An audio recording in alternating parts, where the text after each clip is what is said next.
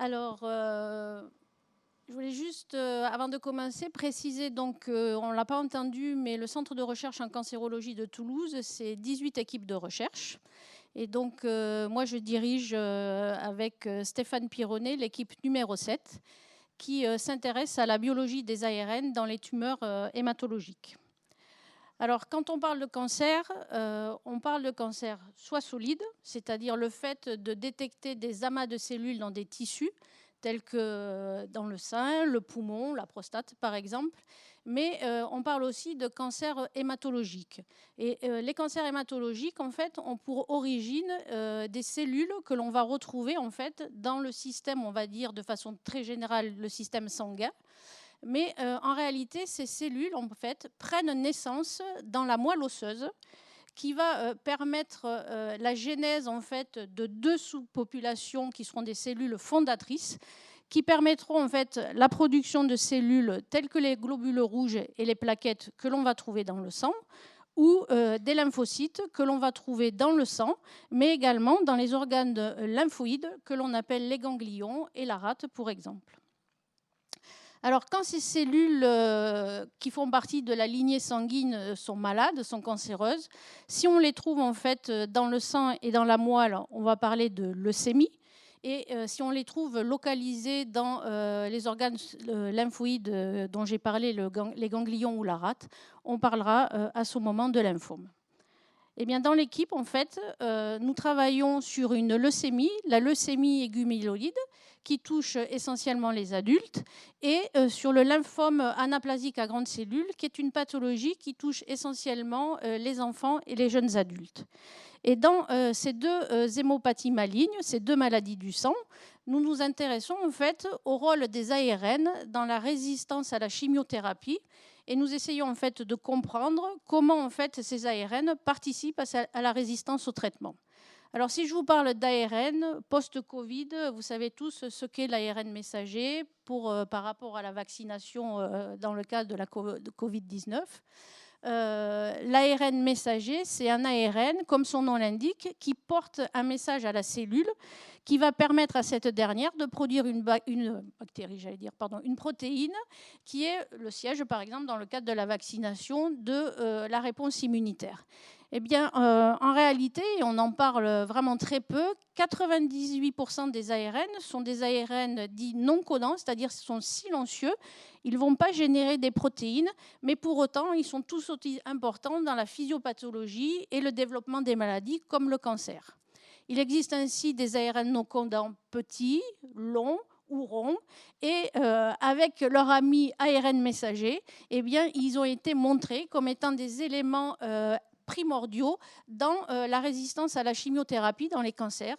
Et c'est ce que nous essayons d'explorer en fait, au sein de l'équipe en étudiant le rôle de ces familles d'ARN dans les cancers hématologiques. Et je vais maintenant vous laisser la parole à Loélia, qui va donc expliquer le projet dans lequel ont participé nos deux jeunes apprentis.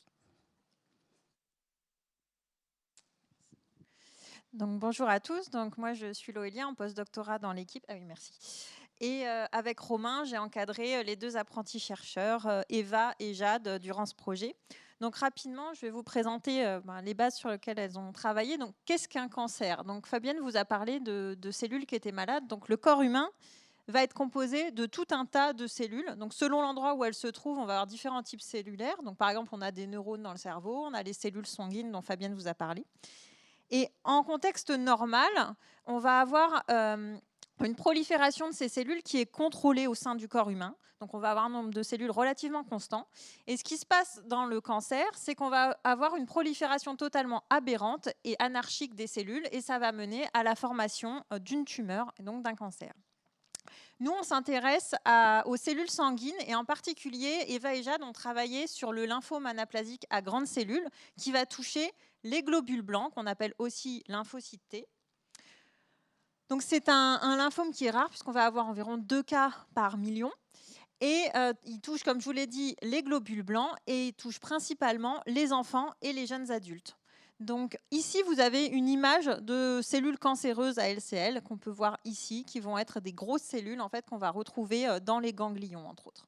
Dans ce cancer, le traitement principal, c'est une chimiothérapie qui est relativement efficace puisqu'on va avoir 80% d'efficacité.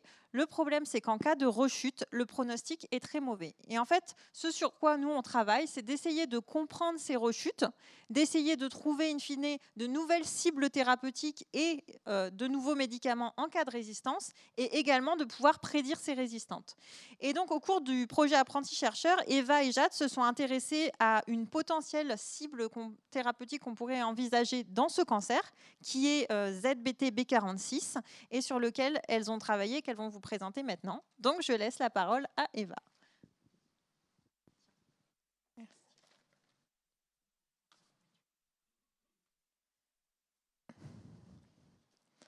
Donc, chez les personnes atteintes par un lymphome anaplasique à grandes cellules, le gène ZBTB, qui code pour une protéine du même nom et qui est facteur de transcription, s'exprime plus. Ce graphique montre ainsi que la quantité d'ARN produit par le gène ZBTB46 est 2 fois plus importante chez les personnes atteintes par un lymphome par rapport à la quantité d'ARN produite chez des personnes saines. On s'est donc demandé si la protéine codée par le gène ZBTB46 avait une quelconque influence sur ce cancer. Et pour cela, on a cherché à augmenter et à diminuer la quantité d'ARN messager ZBTB46 produite par le gène en utilisant 2 outils que nous allons présenter, la CRISPR-Cas9 et le CRISPR-Sam. Mais avant cela, je vais juste rappeler rapidement le dogme de la biologie pour vous aider à mieux comprendre la présentation. Ainsi, l'ARN est composé de gènes. Chaque gène commence par un promoteur qui permet de contrôler l'expression de celui-ci, mais qui permet également la transcription grâce à de l'ARN polymérase, ce qui permet la production d'ARN messager et donc la production de protéines.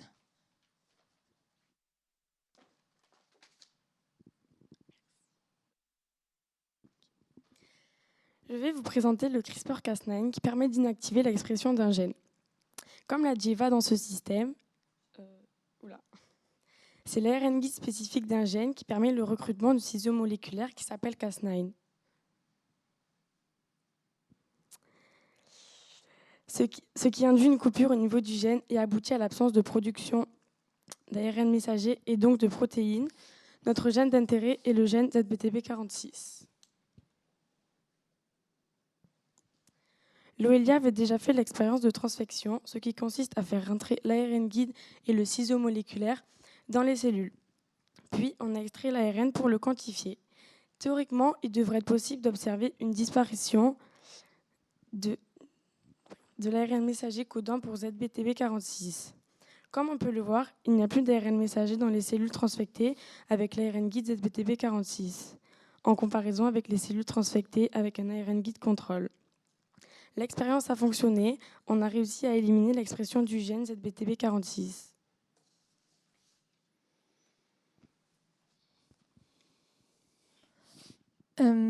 Par opposition au système précédent présenté par Jade, le CRISPR-Sam doit théoriquement permettre d'augmenter la quantité d'ARN messager produit par le gène. Donc dans ce système, l'ARN guide ici et son mode de fonctionnement sont identiques au système précédent.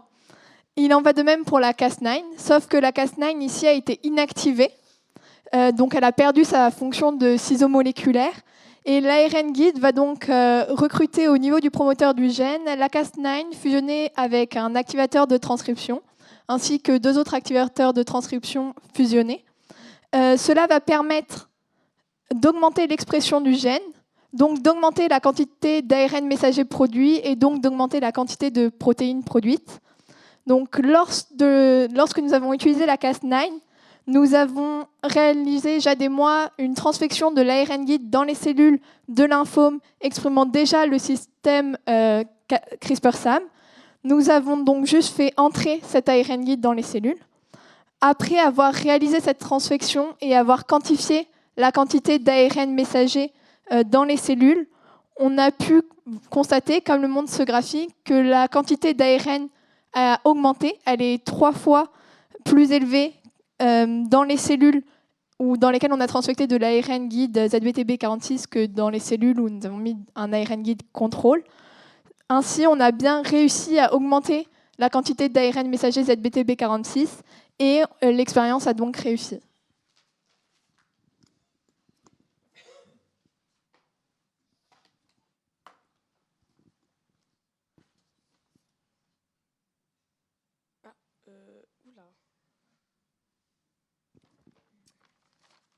Pour conclure, au cours de cette présentation, grâce au CRISPR-Cas9, on a pu réduire l'expression du gène ZBTB46. A l'inverse, grâce au CRISPR-SAM, on a pu augmenter l'expression du gène ZBTB46. On peut utiliser ces outils pour étudier le rôle de ZBTB46 dans le lymphome. Par exemple, est-ce que la modulation de ZBTB46 influence la multiplication et la survie cellulaire qui sont des caractéristiques du cancer ? On pourra également s'intéresser à son influence sur la résistance au traitement ou autre. Je tiens à remercier l'équipe de nous avoir accompagnés tout au long de cette aventure, plus précisément à Stéphane, Loélia et Romain.